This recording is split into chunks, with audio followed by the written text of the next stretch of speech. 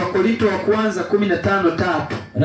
Anasemaje? Kwa maana naliwatolea ninyi hapo kwanza, sawa, yale niliyoyapokea mimi mwenyewe, sawa, ya kuwa Kristo alikufa kwa ajili ya dhambi zetu.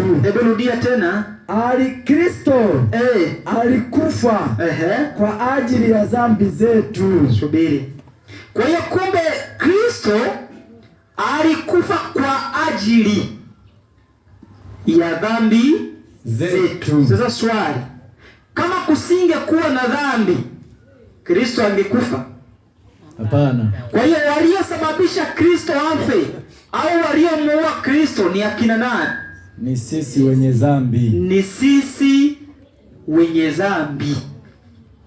Kwa hiyo pasinge kuwepo na dhambi, Kristo asingekufa. Na Yesu amekufa msalabani kwa sababu ya dhambi zetu. Kwa hiyo hili ni jambo ambalo Mkristo yoyote anapaswa kulifahamu katika akili yake, ya kwamba Yesu Kristo alikufa kwa sababu ya dhambi zake. Pasingekuwa na dhambi aliyoitenda, Yesu Kristo asingekufa msalabani.